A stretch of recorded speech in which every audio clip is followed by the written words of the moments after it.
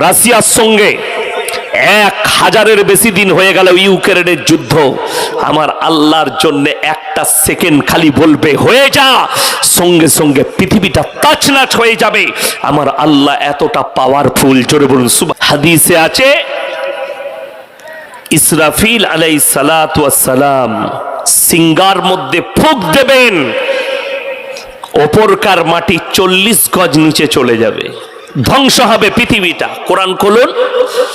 আল্লাহর নবীকে বেঈমান কাফেররা বলেছে ইয়াসআলু আইয়ানা ইয়াউমুল কিয়ামা, হে নবী কিয়ামতটা কবে হবে বলুন। আমার আল্লাহ উত্তর দিচ্ছেন তাদেরকে শুনিয়ে দাও, ফাইদা বারিকাল বাসার, সেদিনে তোমাদের চোখগুলো স্থির হয়ে দাঁড়িয়ে যাবে। কোরআন, তোমাদের চোখগুলো স্থির হবে সেই দিনে, যেদিনে তোমরা দেখতে পাবে কি শুনেলেন আশ্চর্য। চোখ স্থির কাকে বলে? আপনি যদি সকালবেলায় উঠে চাপড়া টাউনে যান, চাপড়া বাজারে মাছ কিনতে গেছেন, আর দেখলেন মার্কেটে এসছে একটা 25 কেজি ওজনের কাতলা, আপনার কি হবে? ও আল্লাহ, চোখটা বেরোবে না? বেরোবে না। চোখ দাঁড়াবে না? দাঁড়াবে না। এই শব্দই আল্লাহ ব্যবহার করেছেন, ফাইদা বারিকাল বাসার, তোমাদের চোখগুলো আসমানের দিকে তাকিয়ে স্থির হয়ে দাঁড়িয়ে যাবে। ওয়া খাসাফাল কামার, যেদিনে চন্দ্রকে আলোহীন করে দেয়া হবে। ওয়া জুমিয়া শামসু ওয়াল কামার, চাঁদ আর সূর্যকে একটা রাস্তায় টক্কর খাইয়ে দেব, পৃথিবীটা তছনছ হয়ে যাবে। আপনারা মনে করছেন বেঈমান কাফেররা কি মেহনত করেছে? পৃথিবীর বিজ্ঞান যতগুলো কথা লিখেছে, স্কুলে আমাদের বাচ্চারা যে ইতিহাস পড়ছে, বিজ্ঞান পড়ছে, পুরোটাই কোরআনের বিরুদ্ধে তারা ছেপেছে। যটা লিখেছে কোরআনের বিপক্ষে লিখেছে। যদি কোনো বিজ্ঞানের স্টুডেন্ট থাকেন বলে দিচ্ছি, সূরা ইয়াসিন কুল্লু ফি ফালাকি ইয়াসবাহুন, নবমণ্ডলে যা আছে তারা যেন নিজের নিজের কক্ষপথে চলমান।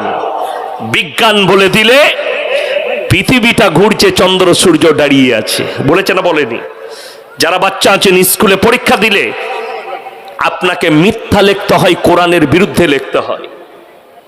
মুসলিম ছেলে মুসলিম মেয়ে স্কুলে পড়ে, তাকে মিথ্যা কথা লিখতে হয়, তা না হলে সে ফেল করবে।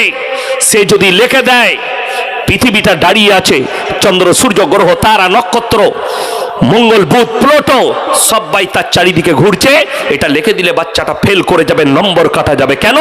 বেঈমান কাফেররা লিখেছে, তারা সিলেক্ট করেছে। যদি বলেন বিজ্ঞান তো ঠিকই বলছে, তোমার বিজ্ঞান শুনেলেন? বিজ্ঞানের স্টুডেন্টরা বিজ্ঞান আপেক্ষিক, আজ যেটা বলছে কাল সেটা চলবে না, আজ যেটা বলছে কাল সেটা ঘটবে না। তার একটা প্রুফ আমি 1 সপ্তাহ আগেকার দিয়ে দিচ্ছি।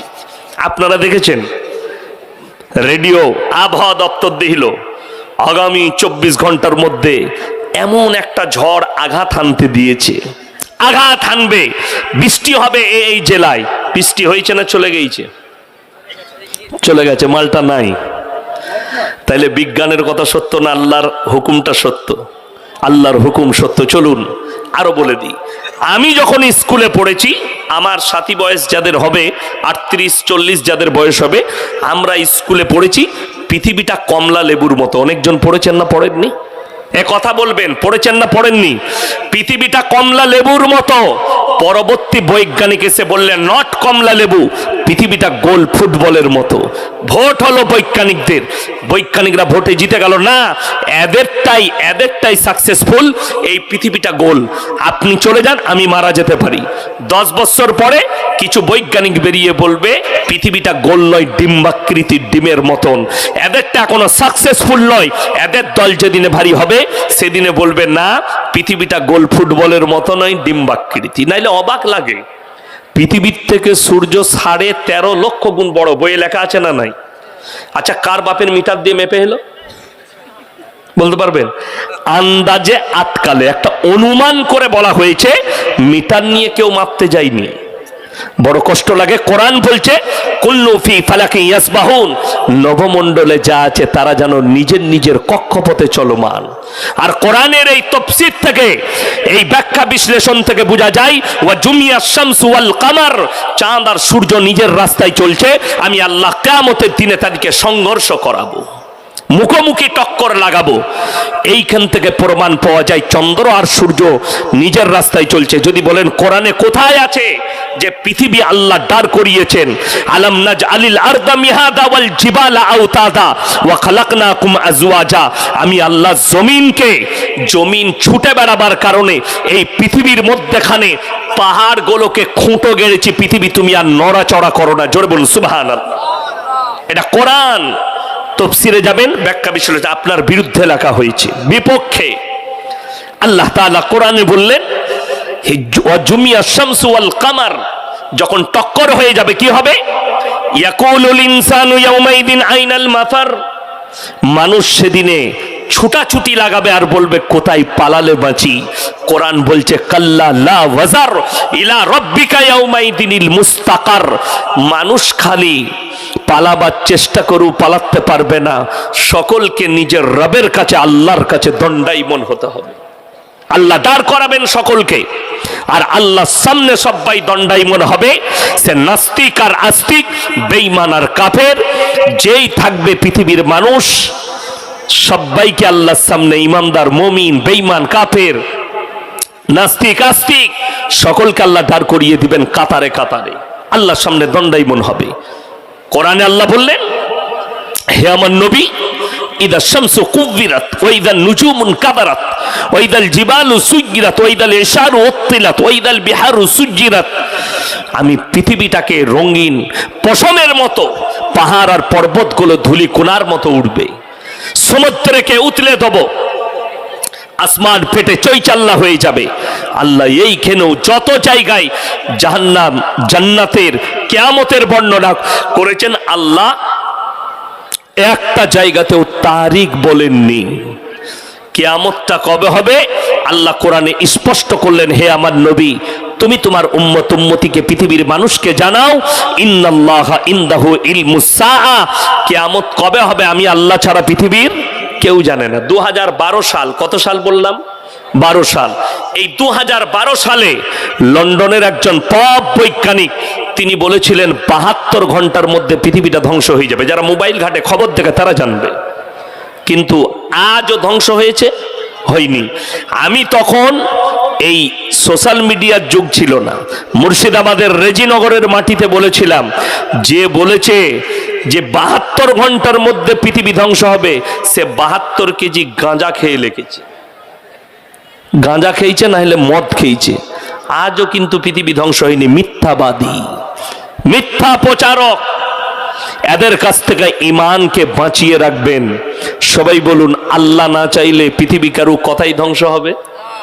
আমার আল্লাহ চাইলে তবে হবে। আর আমার আল্লাহ যদি চায়, তোমার মতো 1 মাস পরমাণু মারতে হবে না। রাশিয়ার সঙ্গে 1000-এর বেশি দিন হয়ে গেল ইউক্রেনের যুদ্ধ, আমার আল্লাহর জন্য একটা সেকেন্ড খালি বলবে হয়ে যা, সঙ্গে সঙ্গে পৃথিবীটা তাছনাছ হয়ে যাবে। আমার আল্লাহ এতটা পাওয়ারফুল, জোরে বলুন সুবহানাল্লাহ। কারোর প্রয়োজন পড়বে না, সেকেন্ডে হয়ে যাবে সব, আল্লাহ যদি চাই। এটা মাথায় রাখবেন। দ্বিতীয় নম্বর, ওয়ায়ুনাজ্জিলুল গায়থা ওয়া ইয়ালামু মা ফিল আরহাম, মায়ের গর্ভে বেটা আছে না বিটি, বিকালঙ্গ না কালো, খুড়া আছে না ভালো আছে, আমি আল্লাহ ছাড়া পৃথিবীর আর কেউ জানে না। এটা 2 নম্বর, আমি আল্লাহ ছাড়া কেউ জানে না। কিন্তু বড় কষ্ট লাগে। মায়েরা ভালো করে শুনবেন, বাচ্চা যদি না হয়, সন্তান হচ্ছে না 2 বছর 3 বছর, তো মায়েরা কোনো রাস্তা না পেলে দাওয়া এবং দোয়া, এই দুটো জিনিস ইসলামী শরীয়তে আছে, দাওয়া এবং দোয়া। আপনি দোয়া করবেন, আল্লাহ তুমি আমাকে নেক সলেহ সন্তান দান করো। আল্লাহ আমার বাচ্চা হচ্ছে না, নামাজের পাটিতে কাঁদুন, আল্লাহ বাচ্চা দেন। আপনি দাওয়া করুন, ওষুধের প্রয়োজন ওষুধ খান। কিন্তু বড় কষ্ট লাগে, আমাদের দেশের মেয়েরা বলছে হাতে তাবিজ বাঁধলে ছেলে হয়। ওষুধটা ডাক্তারের হাতে বাঁধতে দেয় না খেতে দেয়? কথা বলে না? ডাক্তার বলে পেটে খা, তবে পেটের প্রবলেমটা দূর হবে, তাই তো? আচ্ছা, ডাক্তারে যে জ্বরের ট্যাবলেটটা দেয় ওটা হাতে বাঁধতে বলে না খেতে বলে?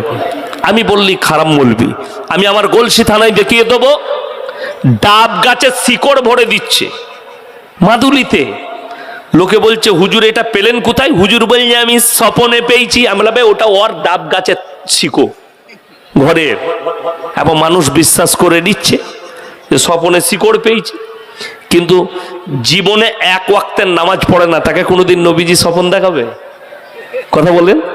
হারামখোর জুম্মাটাও পড়ে না, পিশাব করে পানিটাও লাই না, সে বলছে আমি স্বপন দেখব, স্বপনে পেয়েছি, নবীজি আমাকে দিয়েছে। নাউজবিল্লাহ, কতগুলো দিয়েছে, এখনো শেষ হচ্ছে না, 5 বছর ধরে দিয়েই যাচ্ছে মাল।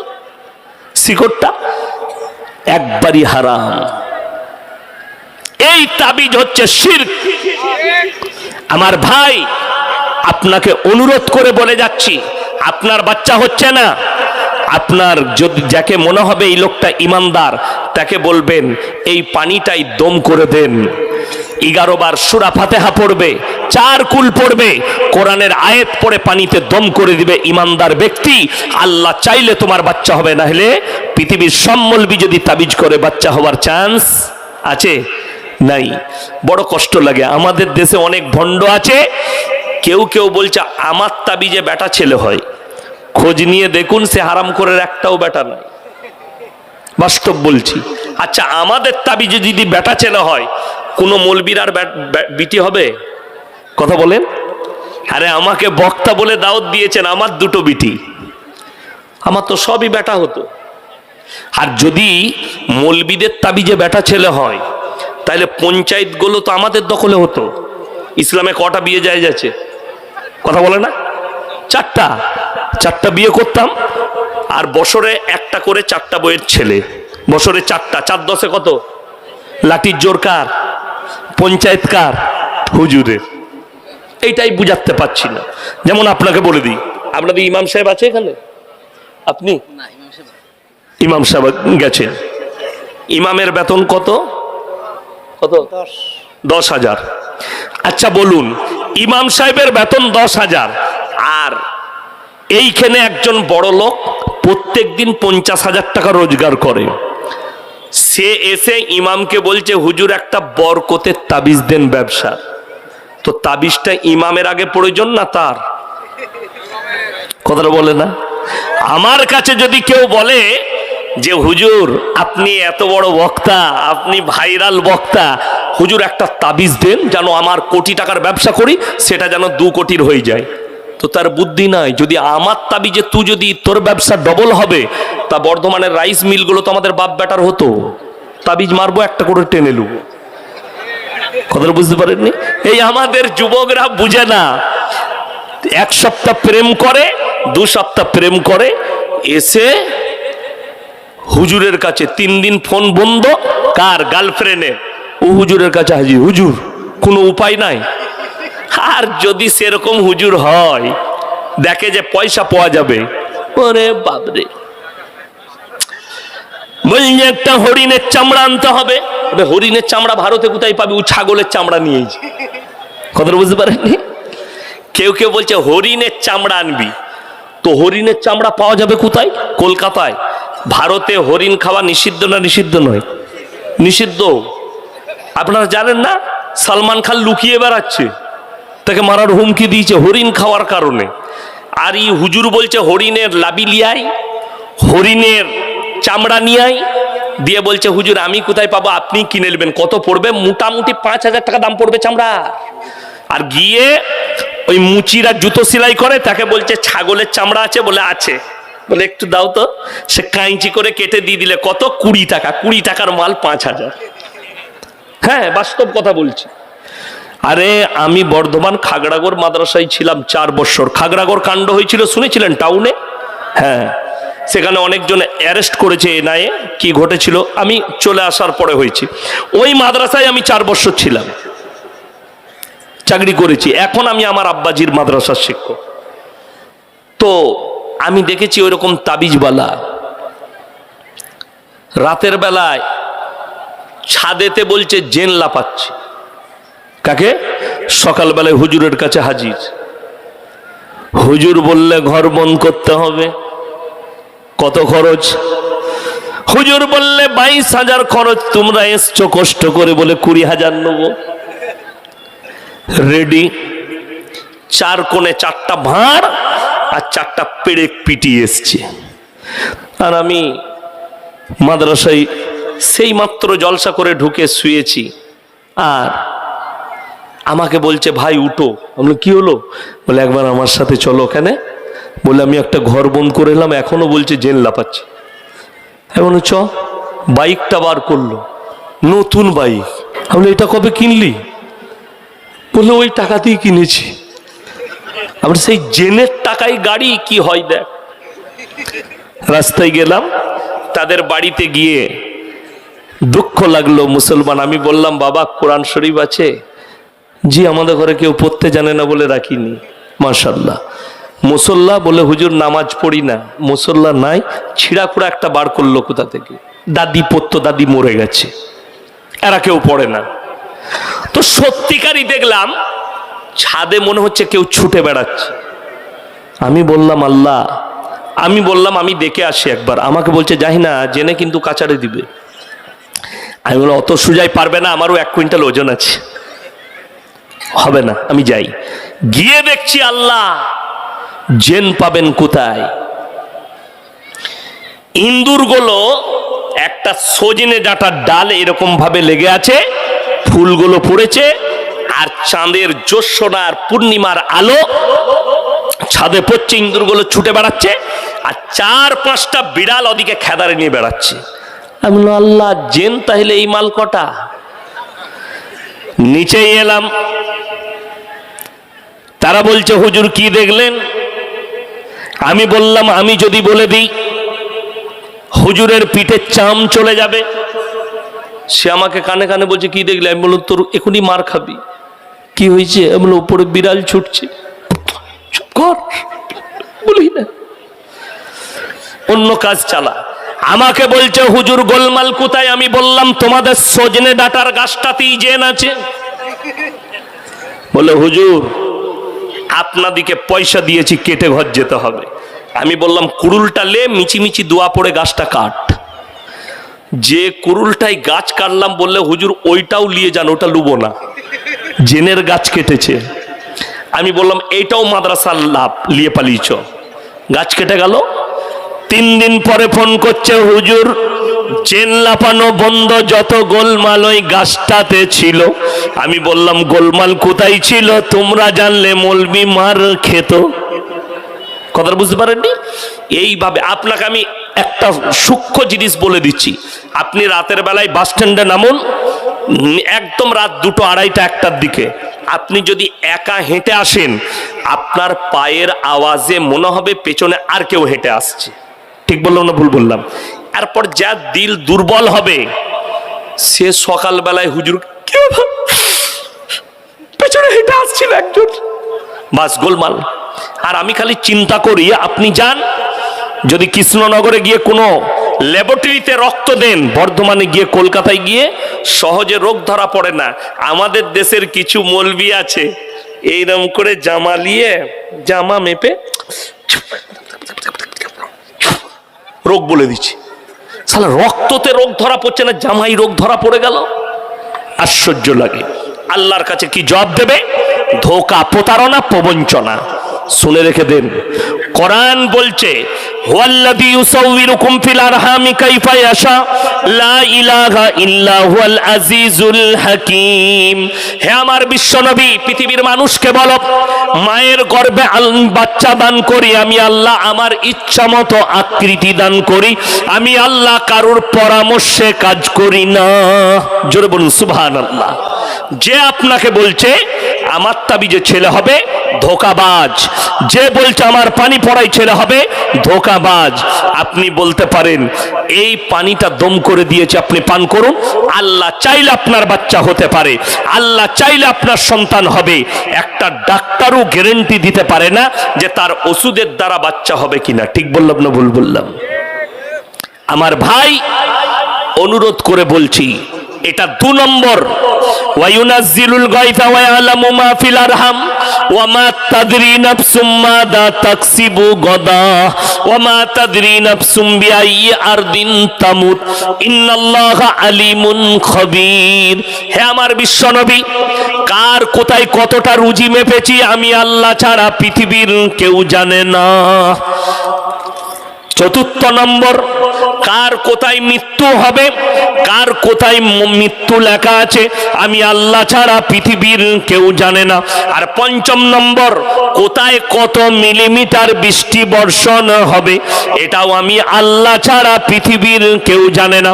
আমি আল্লাহ এই পাঁচটা জিনিসকে গোপন করলাম। এরপরে চলুন সবাই বলুন, আজ থেকে আমরা হিদায়েতের উপরে আসবো ইনশাআল্লাহ। সবাই জোরে বলুন ইনশাআল্লাহ। হিদায়েতের উপর আসতে গেলে পাঁচটা কথার উপরে আমল আর বিশ্বাস আনতে হবে। সবাই আনবো, জোরে বলুন ইনশাআল্লাহ। পাঁচটা কথার উপরে বিশ্বাস আর আপনাকে আমল আনতে হবে। কোরআন খুলুন, আলিফ লাম মিম যালিকাল কিতাবু লা রাইবা ফীহি হুদাল লিল মুত্তাকিন আল্লাযীনা ইউমিনুনা বিল গায়বি ওয়া ইউকিমুনাস সালাহ ওয়া মিম্মা রাযাকনাহুম ইউনফিকুন ওয়াল্লাযীনা ইউমিনুনা বিমা উনজিলা ইলাইকা ওয়া মা উনজিলা মিন ক্বাবলিক ওয়া বিল আখিরাতি হুম ইউকিনুন। আলিফ লাম মিম, আলিফ লাম মিম র, তাসিন তাসিন মিম, ইয়াসিন কাফ ইয়া আইন সাদ। কোরআনে যতগুলো এরকম হরফ আছে এগুলোর নাম হচ্ছে হরফে মুকাত্তাত। এর মানেটাই আমি আল্লাহ ছাড়া পৃথিবীর কেউ জানে না। আমার আল্লাহ রাব্বুল আলামিন কিয়ামতের দিনে তিনি বর্ণনা করবেন গোটা পৃথিবীর মানুষের সামনে। তারপরের আয়াতে বললেন যালিকাল কিতাবু লা রাইবা ফি, আমার এই কোরআনে বিন্দু মাত্র সন্দেহ নেই। জোরে বলুন সুবহানাল্লাহ। এটা সবাই বিশ্বাস রাখবো, জোরে বলুন ইনশাআল্লাহ। কোরআনের উপরে বিন্দু মাত্র সন্দেহের কোনো অবকাশ নেই। পৃথিবীতে যতগুলো মৌলবি, যতগুলো আলেম, মুহাদ্দিস, সাহিত্যিক, জ্ঞানী, যারাই যে বইটাই লিখেছে ভুল থাকতে পারে না? পারে না? পারে। আকারের, ওকারের, জের জাবারের, ওয়ার্ডের, মুআন্নাস মুজাক্কারের ভুল থাকতে পারে। আল্লাহর কসম, কোরআন হচ্ছে নির্ভুল কিতাব। জোরে বলুন সুবহানাল্লাহ। এই অনেক জনার মনে মনে হয় কোরআন যে একটা মারাত্মক নির্ভুল কিতাব। আজকে গোটা পৃথিবীর বেঈমান কাফের এরা বলছে ইসলাম মিটে যাবে, কোরআন মিটে যাবে। আমি একটা ক্লিপ দেখলাম, আমাদের দেশের একটা রাজ্যের মুখ্যমন্ত্রী, তিনি আসামের মুখ্যমন্ত্রী হিমন্ত বিশ্ব শর্মাজি, তিনি মিডিয়ার সামনে বলছেন इस्लाम मिट जानी चाहिए और मैं चाहता हूं करुणा की तरह इस्लाम मिट जानी चाहिए।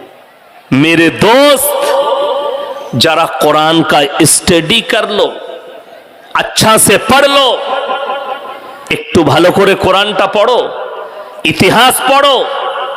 আমার আল্লাহ তাআলা কোরআনকে অবতীর্ণ করেছেন, কিন্তু কোরআনে এমন একটা চ্যালেঞ্জ করেছেন, আল্লাহর কসম পৃথিবীর কোন শক্তি আল্লাহর চ্যালেঞ্জকে অ্যাকসেপ্ট করতে পারবে না। জোরে বলুন সুবহানাল্লাহ। নাম্বার 1, ফালান তাজিদ লিসুন্নাতিল্লাহি তাবদীলা। কিয়ামত পর্যন্ত পৃথিবীর সব শক্তি যদি একদিকে দাঁড়িয়ে যায়, আল্লাহর কসম আল্লাহর কোরআনের একটা জের জবরকে পরিবর্তন করার ক্ষমতা পৃথিবীর কোন শক্তির নেই। জোরে বলুন সুবহানাল্লাহ। আল্লাহ এটা নিজে বললেন। যারা চাইছে কোরআন মিটে যাবে, तुमसे पहले अंग्रेज आया था हिंदुस्तान में, 200 साल तक राज किया। 200 বছর রাজত্ব করেছে ইংরেজরা। ইতিহাস তুলে দেখো, গুজরাটের গোমতী নদীর তীরে 10 থেকে 20 লক্ষ কোরআন জ্বালিয়েছে। শাহ আব্দুল আজিজ মুহাদ্দিস দেহলভী রহমতুল্লাহ আলাই তিনি বললেন, এই ইংরেজের বাচ্চারা, তোমরা যদি মনে করো এই 20 লাখ কোরআনকে জ্বালিয়ে ইসলামকে মিটিয়ে দেব, তো এটা তোমাদের স্বপ্ন। বলে কেন? আল্লাহ কোরআন অবতীর্ণ করেছেন, আল্লাহ নিজে ওয়াদা করেছেন, ইন্না নাহনু নাযালনা যিকরা ওয়া ইন্না লাহুল হাফিজুন। এই কোরআনকে আমি আল্লাহ অবতীর্ণ করেছি, আর কোরআনের হেফাজতের দায়িত্ব আমি আল্লাহ নিজে নিয়েছি। জোরে বলুন সুবহানাল্লাহ। যদি বলেন কোরআনটা আল্লাহ হেফাজত কোথায় করেছে, আপনি অবাক হবেন শুনলে। আল্লাহ রাব্বুল আলামিন এই কাগজে ছাপা যে কোরআনটা আপনি জুজদানে লেপটিয়ে আলমারিতে রেখেছেন, মসজিদে তাকে রেখেছেন, এই কাগজের মধ্যে আল্লাহ কোরআনকে হেফাজত করেননি। আল্লাহ যদি কোরআনকে হেফাজত করেছে, যে কোনো মাদ্রাসার একটা হাফিজে কোরআন তালবিলিমকে ডাকুন, 30 পারা কোরআন সিনের মধ্যে গেঁথে দিয়েছে নির্ভুল কোরআন। জোরে বলুন সুবহানাল্লাহ। একটা হাফিজে কোরআনকে দাঁড় করাবেন, 30 পারা কোরআন শুনিয়ে দিবে। সামান্য বলে দিই, আপনারা সকলে বর্ণ পরিচয় বই পড়েছেন না পড়েননি? ঈশ্বরচন্দ্র বিদ্যাসাগরের লেখা। আমার পকেট থেকে আমি তাকে 500 টাকা পুরস্কার দেবো, যে স্টেজে দাঁড়িয়ে এই চুটি বইটা বিনা ভুলে শুনিয়ে দিবে। একটাও ভুল যাওয়া চলবে না। জের আকার ওকার যেগুলোই আছে সব পাই টু পাই শোনাতে হবে। কেউ পারবে না। আল্লাহর কসম, কোরআন এমন এক মুকাদ্দাস কিতাব। কোরআন মাজিদ যদি কেউ পড়তে থাকে, আল্লাহ তার সিনের মধ্যে গাঁথতে থাকে। জোরে বলুন সুবহানাল্লাহ। যদি কেউ নিয়ত করে আমি হাফিজে কোরআন হব, আপনি চেষ্টা করুন, আল্লাহ আপনার সিনের মধ্যে 30 পারা কোরআন গেঁথে দিবে। চলুন, একটা কোন শিক্ষিত ডাক্তার, মাস্টার, উকিল, হাকিম, ব্যারিস্টার, লেখক, যদি পৃথিবীর কেউ শিক্ষিত থাকে, কোনো জ্ঞানী গুণী, একটা ছড়া বার করুন, একটা গজল বার করুন, একটা কোন পদ্য বার করুন, একটা কোন গদ্য বার করুন, যে গদ্যটা, যে পদ্যটা একদম শুরু থেকে শেষ পর্যন্ত লাইনের শেষ অক্ষরটা যেন একই থাকে। যেমন বলে দিই, বন্দে আলিমিয়ার লেখা, আমাদের ছোট গায়ে ছোট ছোট ঘর, লাস্টের অক্ষরটা কি এলো বাবা? র। থাকি সেটা সবে মেলে নাহি কেউ পর, আবার কি এলো? র। পাড়ার সকল ছেলে মোরা ভাই ভাই, কি এলো? হর্ষই এলো। হর্ষই পাল্টালো না? দুটো যখন র এলো, শেষ পর্যন্ত রয় আসতে হবে। প্রথম অক্ষরটা লাইনের শেষে যা আছে, শেষ পর্যন্ত যেন একই অক্ষর থাকে। এইরকম একটা বার করে দেখান কোন পদ্য, কোন গদ্য। আমি ইয়াসিন, যা বলবেন, যেটা চাইবেন আমি দিয়ে দেবো। সময় দিলাম 1 মাস, 2 মাস, 3 মাস, 5 মাস, 3 বছর সময় লাও। আমি যদি বেঁচে থাকি আমাকে শোনাবেন যে আমি পদ্য তৈরি করেছি, প্রত্যেকটা লাইনের শেষ অক্ষর একই। যদি বলেন কোরআনে কিছু আছে এরকম, অবশ্যই আল্লাহ। ওই জন্যে কোরআন আসমানি সত্য কিতাব। জোরে বলুন সুবহানাল্লাহ। কোরআন খুলুন, 30 পারা। ওয়াশ-শামসি ওয়া দুহাহা ওয়াল কমারি ইদা তালাহা ওয়ান নাহারি ইদা জাল্লাহা ওয়াল লাইলি ইদা ইয়াগশাহা ওয়াস সামাই ওয়া মা বানাহা ওয়াল আরদি ওয়া মা তাহাহা ওয়া নাফসিন ওয়া মা সাওয়াহা ফাআলহামাহা ফুজুরাহা ওয়া তাকওয়াহা। জোরে বলুন সুবহানাল্লাহ। প্রত্যেকটা আয়াতের শেষে আল্লাহ একটাই অক্ষর ব্যবহার করেছেন সূরা শেষ পর্যন্ত। এইটাই হচ্ছে পৃথিবীর একমাত্র আসমানি সত্য কিতাব। জোরে বলুন সুবহানাল্লাহ। ওই জন্য আল্লাহ কোরআনে বললেন, জালিকাল কিতাবু লা রাইবা ফি, আমার কোরআনে বিন্দু মাত্র সন্দেহের অবকাশ নেই। চলুন, এই কিতাব কাদের জন্য? কাদের জন্য? পড়তে সবাই পাবে।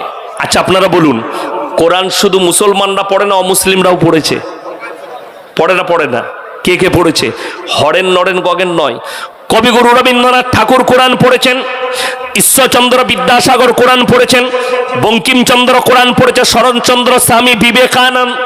যারাই কোরআন পড়েছে শুনে নাও, তাদের কোরআন পড়ার আপনার মসজিদে একজন মূর্খ মুসল্লির কোরআন পড়া, আল্লাহর কাছে আসমান আর জমিনের পার্থক্য আছে। যদি বলেন কেন, আমার আল্লাহ পরের আয়াতে বললেন, হুদাল্লিল মুত্তাকিন, যারা মুত্তাকি হবে, ইমানদার হবে, তাদের জন্যই আমার কোরআনে উপদেশে ভরা আছে। জোরে বলুন সুবহানাল্লাহ। আপনি মূর্খ হন, কিন্তু আপনি যদি মুমিন হন, ইমানদার হন, একটা মুমিনরা হাদিসে আছে, কেউ যদি